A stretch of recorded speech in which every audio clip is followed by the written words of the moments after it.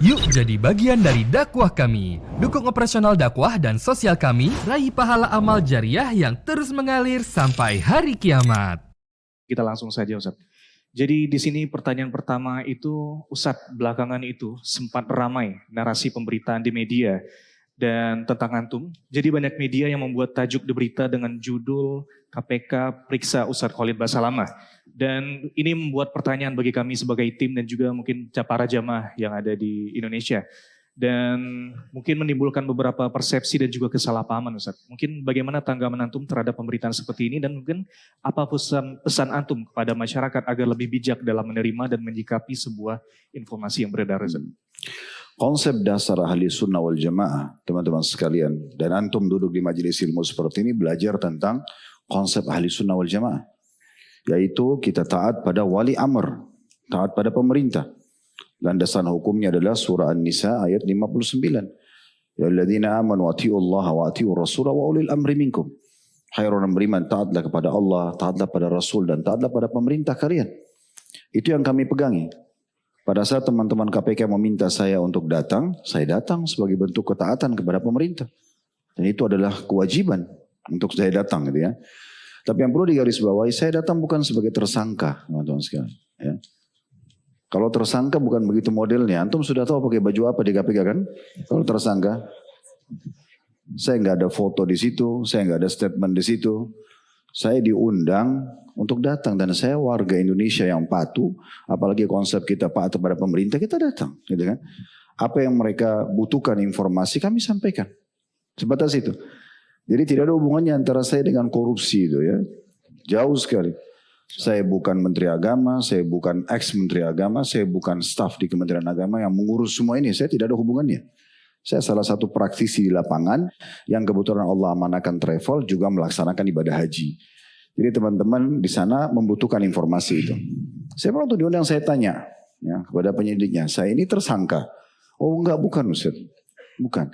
Kami hanya datang untuk Ustaz diundang untuk kita tanya-tanya. Ya, mungkin ada yang butuh disampaikan persaksian atau apa yang diketahui tentang masalah haji dan kuotanya. Oke, kami dukung apapun itu sifatnya, kan gitu. Sebagai warga negara yang baik, kita harus dukung program-program pemerintah, kan gitu. Kita dukung apapun sifatnya, apa yang bisa saya bantu silakan saya sampaikan. Makanya kan statement yang benar itu adalah memang kami membantu para penyelidik itu untuk menyampaikan. Dan bukan cuma saya, banyak orang yang diundang gitu ya. Cuma mungkin Allahu alam kenapa nama Khalid Basalamah ini kalau sudah naik di media luar biasa seperti gula dan madu gitu ya. Terjual sekali itu. Sudah ada yang buat karikatur seperti saya sudah diborgol, ada yang ini dan itu. Ya ini kebodohan gitu ya. Sebenarnya tidak seperti itu. Satu sisi juga teman-teman sekalian, kita ini satu negara, satu bangsa. Kita ini kayak bersaudara ya. Sehatnya satu rumah tangga itu di saat orang tua berhasil membina anak-anaknya, saudara dengan saudaranya saling sayang dan menghormati. Kan harusnya begitu. Kita kan harus saling menyayangi, sama-sama warga negara gitu ya. Kita tuh bentuknya adalah kalau ada program-program yang baik, teman kita atau saudara kita sebangsa negara, terlepas daripada seagama, sebangsa aja gitu kan. Karena kita memang Bhinneka Tunggal Ika. Oke, apapun yang positif kita dukung. Kalau ada sesuatu yang salah kita ingatkan dan kita luruskan. Saya yakin KPK dibentuk memang untuk tujuan yang baik untuk negara kita. Kita berikan dukungan. Ya. Kalau ada informasi yang butuh kita ditanyakan, sampaikan. Gitu ya. Saya tidak, alhamdulillah, waktu diundang tidak menolak. Karena apa yang mesti dikhawatirkan? Tidak ada kesalahan. Gitu ya. Saya tidak berbuat apa-apa gitu. Kecuali saya memang terlibat di pemerintahan, kemudian memang pernah ya ada tanda tangan palsu atau apa, Allahu alam. Tapi ini alhamdulillah tidak pernah. Saya di kantor sendiri, di usaha sendiri, ya semua itu juga bergerak alhamdulillah dengan rezeki yang halal, tidak ada sesuatu yang dikhawatirkan. Jadi saya mengajak teman-teman sekalian, kita ini lebih dewasa dalam menanggapi masalah ini. Dan saya sekaligus juga mengingatkan teman-teman di media, kita lebih baik profesional. Ya. Jangan hanya yang penting tanda kutip terjual beritanya. Sehingga mengangkat judul-judul yang mengkritik supaya orang mau baca.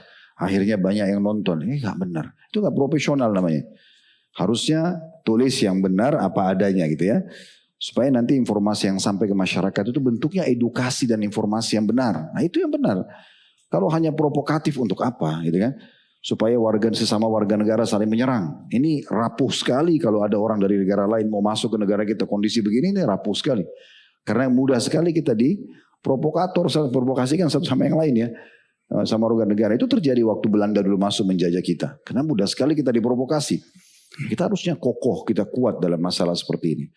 Jadi ingat, setiap ada informasi teman-teman sekalian sampai, Allah sudah sebutkan dalam surah Al-Hujurat. Ya alladzina amanu in ja'akum fasiqun binaba'in fatabayyanu an tusibu qauman bijahalatin fatusbihu ala ma fa'altum nadimin.